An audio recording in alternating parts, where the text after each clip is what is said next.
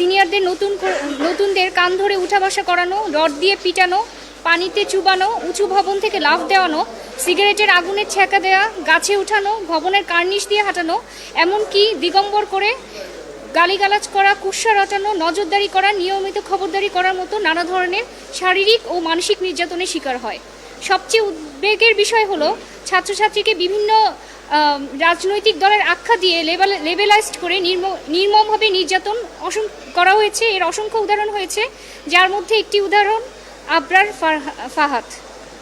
ছাত্র র্যাগিংকে অস্ত্র হিসেবে ব্যবহার করে নতুন ছাত্রদের উপর নিয়ন্ত্রণ নেওয়ার জন্য আবাসিক হল ও হোস্টেলগুলোতে গণরুম ও গেস্ট রুমের মতো সংস্কৃতি তৈরি করে কতিপয় তথাকথিত ছাত্রীদের আচরণ শেখানোর নামে র্যাগিং করে শারীরিক ও মানসিক নির্যাতন করা হয়। বিগত 2019 সালের 7 অক্টোবর বাংলাদেশ প্রকৌশল বিশ্ববিদ্যালয় বুয়েটের ছাত্র আবরার ফাহাদকে হত্যার পিছনে একাধিক কারণ ছিল বলে জানিয়েছেন মামলার তদন্তকারী কর্মকর্তারা।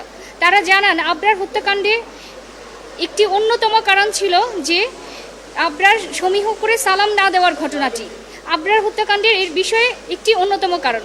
হত্যাকারীরা র্যাগিং নামে আতঙ্ক তৈরি করে এবং আবরার ফাহাদকে পিটিয়ে হত্যা করে অন্যদের মধ্যেও আতঙ্ক তৈরি করতে চেয়েছিল, যাতে অন্য শিক্ষার্থীরা তাদেরকে সমীহ করে এবং সালাম দেয়।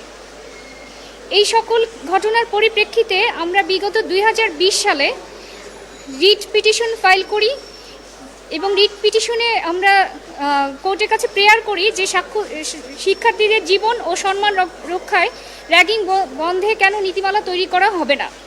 2020 সালে 12 জানুয়ারি বিচারপতি এম এনায়েতুর রহিম এবং বিচারপতি মোস্তাফিজুর রহমানের ডিভিশন বেঞ্চ এই রুল ইস্যু করেন।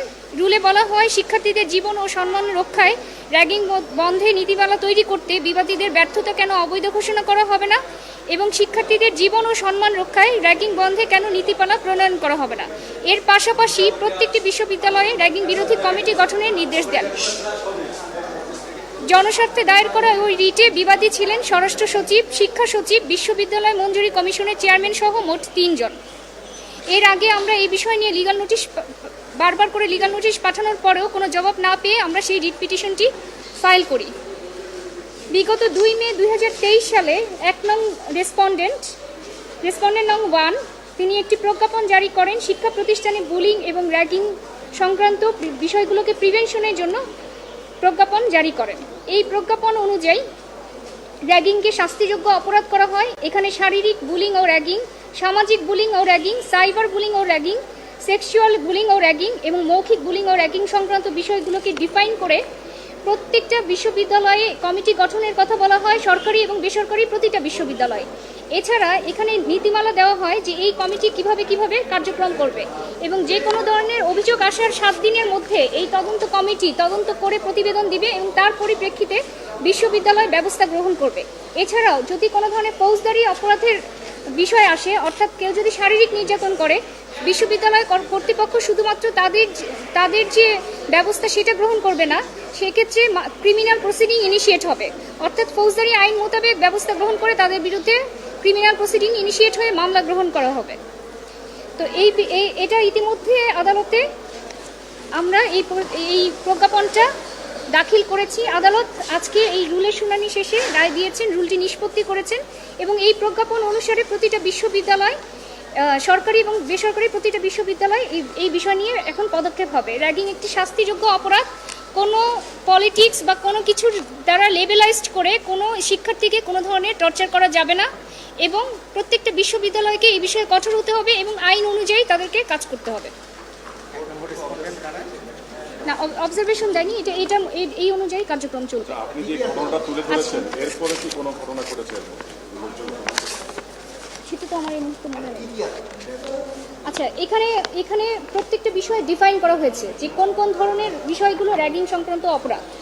সেখানে মৌখিক যদি কাউকে কোনো ধরনের মানহানিকর অপমানজনক কোনো কিছু বলা হয় সেটাও অপরাধ।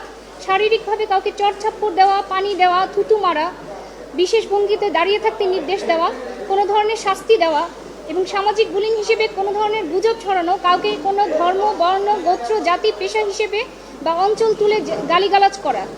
সাইবার বুলিং বলতে বোঝাচ্ছে বিভিন্ন ধরনের সাইবারে বিভিন্ন ধরনের পোস্ট দেওয়া কারো সম্পর্কে, কোনো ধরনের সেক্সুয়াল হ্যারাসমেন্ট করা, যেমন কোনো ধরনের জামা কাপড় খুলে ফেলতে বাধ্য করা বা আপত্তিজনক কোনো বিষয় করা, এগুলোকে সেক্সুয়াল বুলিং এবং র্যাগিংয়ের আওতায় আনা হয়েছে। এবং প্রত্যেকটি শিক্ষা প্রতিষ্ঠানে কমিটি গঠন করতে বলা হয়েছে এবং এই কমিটিগুলোর কাজ হবে যে এই বিষয়গুলোকে প্রত্যেকটা স্টুডেন্ট এবং তাদের অভিভাবকদেরকে তারা সতর্ক করবে এবং এই আইনটা সম্পর্কে তাদেরকে জ্ঞাত করবে এবং এই বিষয়ে কোনো ধরনের অভিযোগ আসলে 7 দিনের মধ্যে তদন্ত রিপোর্ট দাখিল করবে, তদন্ত রিপোর্ট দাখিল করবে এবং প্রতিষ্ঠানের প্রধান তদন্ত প্রাপ্তির পরে ঊর্ধ্বতন কর্তৃপক্ষ নিকট উপস্থাপন পূর্বক প্রয়োজনীয় ব্যবস্থা গ্রহণ করবেন। এই ব্যবস্থা হিসেবে তাকে ওই প্রতিষ্ঠান থেকে অবঞ্চিত ঘোষণা করতে পারেন। তবে যদি কোনো ধরনের ক্রিমিনাল অফেন্সের অভিযোগ আসে, সেখানে শুধুমাত্র প্রতিষ্ঠানে অবঞ্চিত ঘোষণা করলেই হবে না, তার বিরুদ্ধে ক্রিমিনাল প্রসিডিংস ইনিশিয়েট করে তাকে শাস্তির আওতায় নিয়ে আসতে হবে। মানে রায়ের মূল জিনিসটা হলো কি র্যাগিংকে শাস্তিযোগ্য অপরাধ হিসেবে করা। হাইকোর্ট রায় দিয়েছে, তাই তো? হ্যাঁ, জি জি। একই ধরনের একটা রায় আমরা অন্য একজন আইনজীবীর ইয়েতেও দেখেছিলাম, ওই যে বুলিং সংক্রান্ত। হ্যাঁ, এটা র্যাগিং। 1 নম্বর রেসপন্ডেন্ট হচ্ছে শিক্ষা মন্ত্রণালয়, সচিব শিক্ষা মন্ত্রণালয়। হ্যাঁ, তাদেরকে প্রথমে বলেছিল নীতিমালা তৈরি করতে, কোর্ট নির্দেশ দিয়েছিল রুলে, তারা নীতিমালা করেছে। সচিব শিক্ষা, মিনিস্ট্রি অফ এডুকেশন। জি, মানে ওই নীতিমালার আলোকে এটা ওই নীতিমালার আলোকে রায়টি হলো আজকে। ঠিক আছে, আচ্ছা ঠিক আছে, চলুন এখন আসুন।